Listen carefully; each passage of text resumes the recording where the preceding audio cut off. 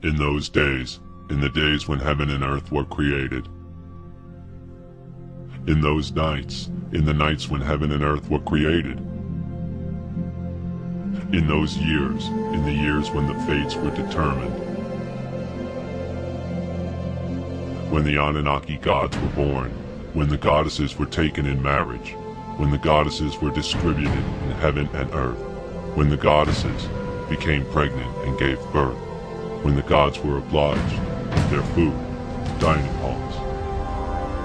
The senior gods oversaw the work, while the minor gods were bearing the toil. The gods were digging the canals and piling up silt in the halali. The gods, crushing the clay, began complaining about this life. At that time, the one of great wisdom, the creator of all the senior gods, Enki, lay on his bed.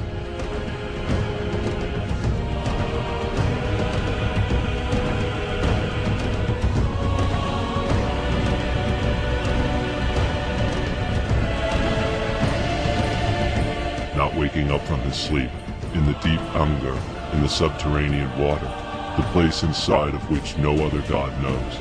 The gods said, weeping, "He is the cause of the lamenting." Ninmah, the primeval mother who gave birth to the senior gods, took the tears of the gods to the one who lay sleeping, to the one who did not wake up from his bed, to her son. "Are you really lying there asleep and not awake?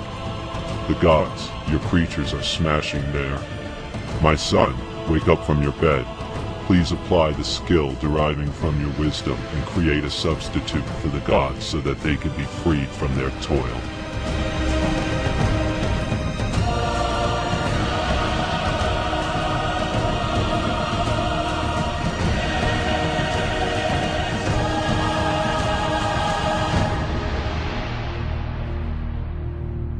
At the word of his mother Ninmah, Enki rose up from his bed. In Halankuk, his room for pondering, he slapped his thigh in annoyance. The wise and intelligent one, the prudent, of skills, the fashioner of the design of everything brought to life, earth goddesses. Enki reached out his arm over them and turned his attention to them. And after Enki, the fashioner of designs by himself, had pondered the matter, he said to his mother Ninmah, "My mother, the creature you planned will really come into existence. Impose on him the work of carrying baskets. You should knead clay from the top of the Abzu. The birth goddesses will nip off the clay, and you shall bring the form into existence. Let Ninmah act as your assistant. Let Nimina, Suziana, Nimada, Nimbarat, Nimmok, and Ngunga stand by you as you give birth."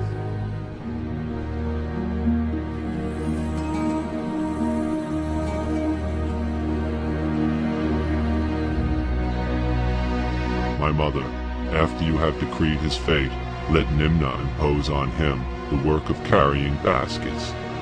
She placed it on the grass and purified the birth. Enki brought joy to their heart. He set a feast for his mother Ninmah and for Ninmah. All the princely birth goddesses ate delicate reed and bread. An, Enlil, and Lord Nudimmud roasted holy kids. All the senior gods praised him. "O Lord of wide understanding, who is as wise as you? Enki, the great Lord, who can equal your actions? Like a corporal father, you are the one who has the me of deciding destinies. In fact, you are the me."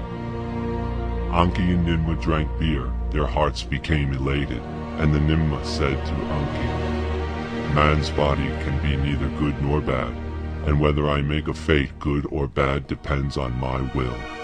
Enki answered Ninmah, "I will counterbalance whatever fate, good or bad, you happen to decide."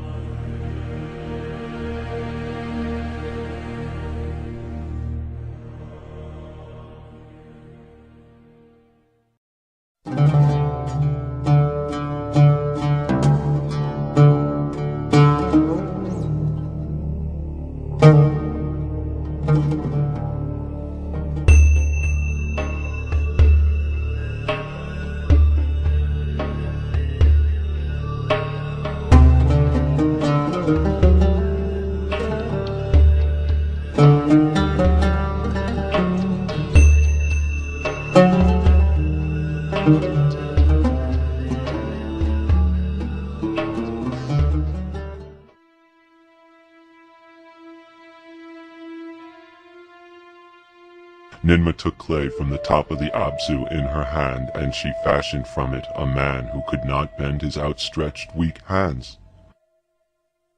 Enki looked at the man who cannot bend his outstretched weak hands, and decreed his fate. Second, she fashioned one who turned back the light, a man with constantly opened eyes. Enki looked at the who turned back the light, the man with constantly opened eyes, and decreed his fate, allotting it to the musical arts, making him as the chief in the king's presence. Third, she fashioned one with both feet broken, one with paralyzed feet. Enki looked at the one with both feet broken, the one with paralyzed feet, and him for the work of, and the silversmith. And she fashioned one, a third one, born as an idiot. Enki looked at this one, the one born as an idiot, and decreed his fate.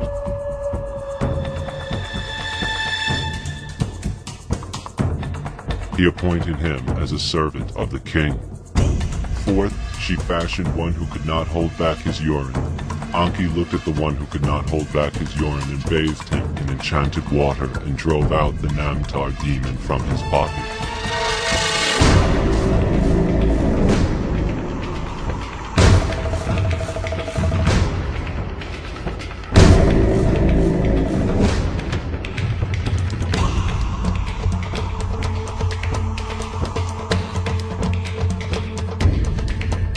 Fifth, she fashioned a woman who could not give birth. Enki looked at the woman who could not give birth and decreed her fate.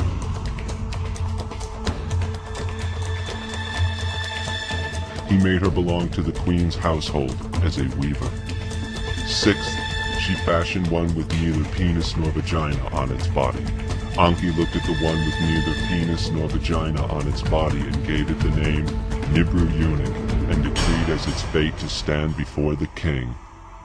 Ninmah threw the pinched-off clay from her hand on the ground, and a great silence fell. Enki threw all the clay to the ground and was greatly. The great Lord Enki said to Ninmah, I have decreed the fates of your creatures and given them their daily bread. Come, now I will fashion somebody for you, and you must decree the fate of the newborn one.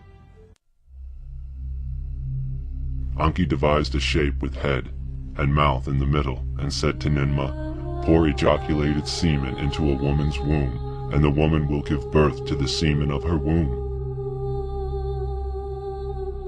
Ninmah stood by for the newborn, and the woman brought forth in the midst. In return, this was Umul. Its head was afflicted, its place of was afflicted, its eyes were afflicted, its neck was afflicted, it could hardly breathe, its ribs were shaky, its lungs were afflicted, its heart was afflicted, its bowels were afflicted. With its hand and its lolling head it could not put bread in its mouth. Its spine and head were dislocated. The weak hips and shaky feet could not carry it on the field. Enki fashioned it this way. Enki said to Ninmah, for your creatures I've decreed a fate. I have given them their daily bread. Now you should decree a fate for my creature. Give him his daily bread too. Ninmah looked at Umul and turned to him. She went nearer to Umul, asked him questions, but he could not speak. She offered him bread to eat, but he could not reach out for it. He could not lie on. He could not. Standing up, he could not sit down. Could not lie down. He could not. A house. He could not eat bread. Ninmah answered Enki, the man you have fashioned is neither alive nor dead. He cannot support himself. Enki answered Ninmah, I decreed a fate for the first man with the weak hands. I gave him bread. I decreed a fate for the man who turned back the light. I gave him bread. I decreed a fate for the man with broken, paralyzed feet. I gave him bread. I decreed a fate for the man who could not hold back his urine. I gave him bread.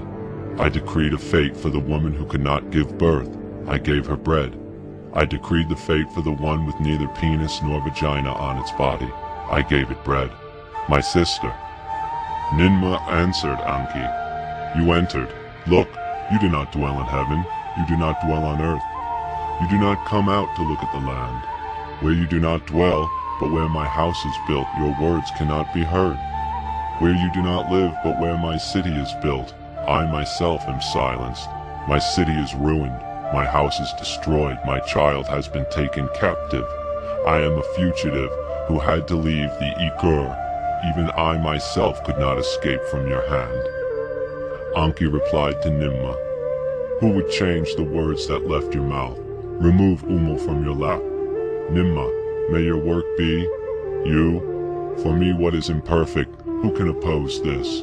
The man whom I shaped. After you, let him pray.